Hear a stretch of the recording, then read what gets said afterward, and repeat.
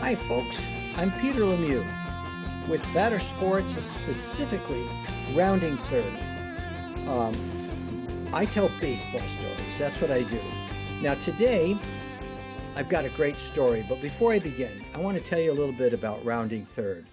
We have a great community of people who follow this. These are the most knowledgeable baseball people you're going to find anywhere. So I want you to join us. The comments that follow my stories are above excellent, okay? All you got to do is like, subscribe, and follow this. If you like baseball, especially baseball history, you're at the right place. Now, today's conversation starts with this statement. Records are made to be broken. We hear that all the time. I was watching Alex Ovechkin break Wayne Gretzky's record. Wayne Gretzky was there, and he said that himself. Records are made to be broken. So I was wondering about that specifically with regard to baseball. And I'm going to propose to you that there are 3 baseball records I don't believe will ever get broken. And I look forward to your comments. The first one is Cy Young won 511 games. There's nothing in my brain that can imagine anyone ever breaking that. If a pitcher won 25 games for 10 straight years, he would not be halfway to this record. With the use of relievers right now, a starter wins 13 to 16 games. That's a good year. 511 wins will never be broken. The second one I want to propose to you is Joe DiMaggio hit in 56 straight games. Now, a lot of people say, that's beatable. I don't see that anybody ever coming close nowadays. Once Pete Rose got into the 40s. But what's happened with the excellence of relief pitchers, it's really hard to get a lengthy hitting streak today. 56 games to me seems impossible. The third proposed record is my story of the day. It happened in 1930. A fellow by the name of Hack Wilson, playing for the Chicago Cubs, drove in 191 runs in a season. Yes, I said that correctly. 191. Now, that's a little story in itself, and that's what I'm going to tell you about today. Something weird happened in 1930. They talk about baseball making changes to making the game more attractive. Babe Ruth in the 20s started hitting home runs and drew people in. And it seemed like baseball in 1930 decided this is the way they were going to go. Because what they did, and this is proven, they tightened the baseball. They tightened the strings inside the baseball. The baseball traveled farther in 1930. The batting averages and everything in 1930 defy logic. If you chart how the averages are going, there's this 1930 blip, and then it went back down again. They were high. Hitting was really emphasized. Pitching was not as strong as it is today. There were no relievers. And with the advent of Babe Ruth, people hit a lot. But 1930 was crazy, okay? They claim that the umpires had a smaller strike zone. There's all kinds of excuses for how this happened. Starters didn't throw the ball much faster than the mid 80s. No quality relievers. But here's the reality. All teams, averaged over 5 runs a game. Averaged, okay? Some other things about 1930. On April 29th, 1930, only 7 major league games were played. In those 7 games, 123 runs were scored. That's an average of 17 and a half runs per game. Now, that was the ultimate. It wasn't like that was average, but 17 and a half runs a game for 7 major league games that day. Now, strikeouts. The average number of strikeouts per team per game, 3. Contact hitting, fewer strikeouts, ball traveling further. So let's talk about this fella, Hack Wilson. On the Chicago Cubs in 1930, they had 8 players hit over 280. 5 players hit over 300. So you had a team that was putting a lot of people on base, providing opportunities for Hack Wilson. Now, he wasn't the only one who had a great year in 1930. Bill Terry of the Giants batted 401, the last National League player to ever hit over 400. Um, Hack Wilson, on top of his 191 RBIs, hit 56 home runs.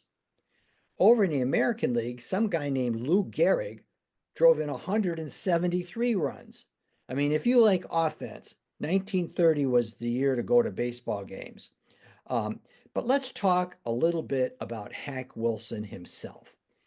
Hack Wilson was small, he wasn't tall, 5'6".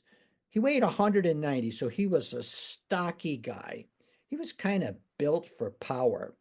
In the 4 years leading up to 1930, Hack Wilson did hit home runs. I mean, this isn't a 1 year thing for him. Um, he led the league in RBIs in 1929 with 159. His average during the 4 years leading up to 1930 was 313. The fewest runs he ever drove in were 109, and the fewest home runs were 21. So it wasn't like we had some guy that never did anything all of a sudden explode in 1930. But there's no doubt 1930 was made for Hack Wilson, and Hack Wilson was made for 1930. Babe Ruth, Lou Gehrig, Jimmy Fox, and Hank Greenberg, 4 guys, all drove in over 170 runs in that year. But Hack did it magnificently. He batted 356, hit 56 home runs, and drove in the unimaginable 191 RBIs. Again, like I said, with the Cubs, he had a lot of guys on base, and that was Hack Wilson's year.